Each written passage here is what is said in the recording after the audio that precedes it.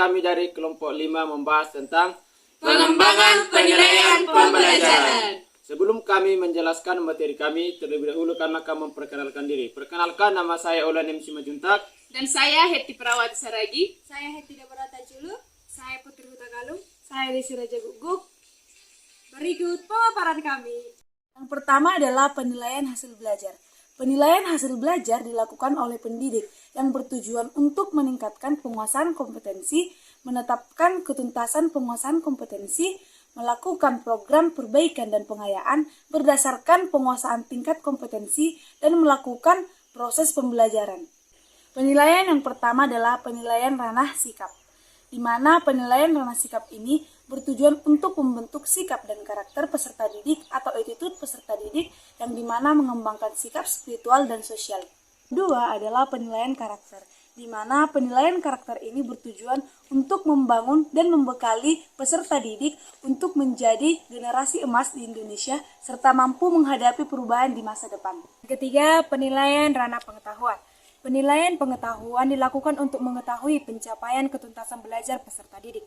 Penilaian pengetahuan dilakukan dengan berbagai teknik, baik itu tes tertulis, baik berupa soal maupun esai, tes lisan, portofolio maupun penugasan. Penilaian aspek pengetahuan dilakukan dengan beberapa tahapan. Yang pertama, menyusun perencanaan penilaian. Yang kedua, mengembangkan instrumen penilaian. Yang ketiga, melaksanakan penilaian. Yang keempat, memanfaatkan hasil penilaian. Dan yang kelima, melaporkan hasil penilaian dalam bentuk skala dengan angka 0 sampai 100 dan deskripsi. Yang keempat, penilaian ranah keterampilan. Penilaian keterampilan meliputi keterampilan konkret dan keterampilan abstrak. Keterampilan abstrak meliputi keterampilan menanya, mengolah, mengamati, menelaah, dan mengomunikasikan yang lebih dominan pada kemampuan mental atau berpikir. Sedangkan untuk keterampilan konkret cenderung pada kemampuan fisik seperti menggunakan alat, mencoba, membuat, memodifikasi, dan mencipta dengan bantuan alat. 5. Ketuntasan. Kriteria ketuntasan hasil belajar diperlukan untuk mengetahui ketuntasan hasil belajar peserta didik. Penentuan ketuntasan hasil belajar dilakukan pada awal pembelajaran melalui musyawarah oleh satuan pendidikan. Remedial dan pengayaan. Peserta didik yang belum mencapai ketuntasan belajar wajib mengikuti kegiatan remedial pada semester berjalan sehingga mencapai ketuntasan belajar. Sedangkan bagi peserta didik yang telah mencapai ketuntasan belajar, memiliki kesempatan belajar di atas rata-rata yang telah ditetapkan dapat diberikan pengayaan dan pengalaman materi. Ketujuh, penyusunan instrumen pendidikan. Nah, di sini saya akan membahas 6 instrumennya, yaitu 1. Instrumen penilaian yang digunakan adalah bentuk tes dan non-tes. Kedua, instrumen penilaian dalam bentuk tes berupa isian, uraian, dan pengamatan menggunakan daftar cek. Ketiga, instrumen penilaian dalam bentuk non-tes berupa penilaian sikap dan kinerja melalui pengamatan. 4. Instrumen penilaian harus memenuhi persyaratan substansi. Yang kelima, instrumen penilaian memberikan hasil yang dapat diperbandingkan antara sekolah. Yang keenam, instrumen penilaian yang digunakan secara luas harus melalui uji coba untuk mengetahui karakteristik dan kualitas instrumen. Poin yang kedua dalam pengembangan penilaian pembelajaran adalah prinsip penilaian orentik.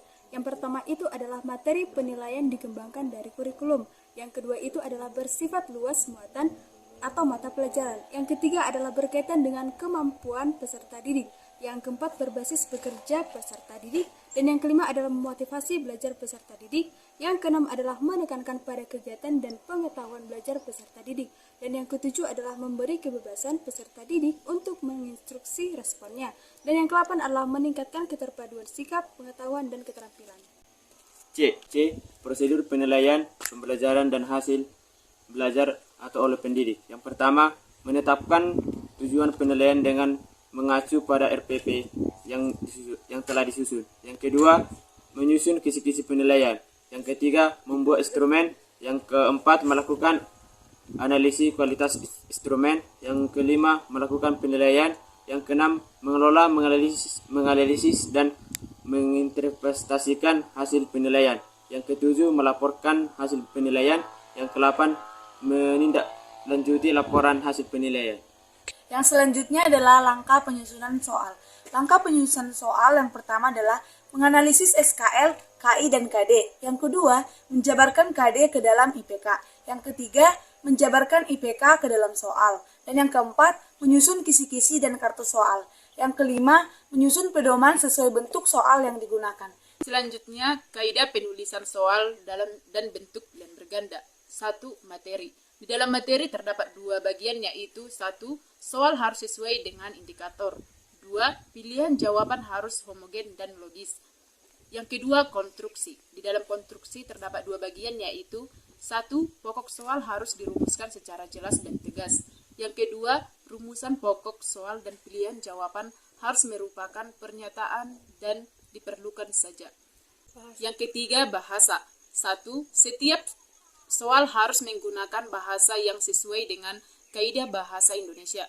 Yang kedua, jangan menggunakan bahasa yang berlaku setempat jika soal akan digunakan untuk daerah lain atau nasional. Yang ketiga, setiap soal harus menggunakan bahasa yang komunikatif. Yang keempat, pilihan jawaban jangan mengulang kata atau frase yang bukan merupakan satuan atau kesatuan pengertian. Selanjutnya, kaidah penulisan soal berbentuk uraian. Yang pertama, substansi atau materi. A. Soal sesuai dengan indikator KD dan menuntut tes berbentuk uraian.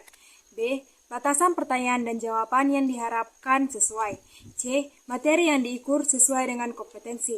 Dan yang terakhir, isi materi yang ditanyakan sesuai dengan jenjang, jenis sekolah, dan tingkat kelas.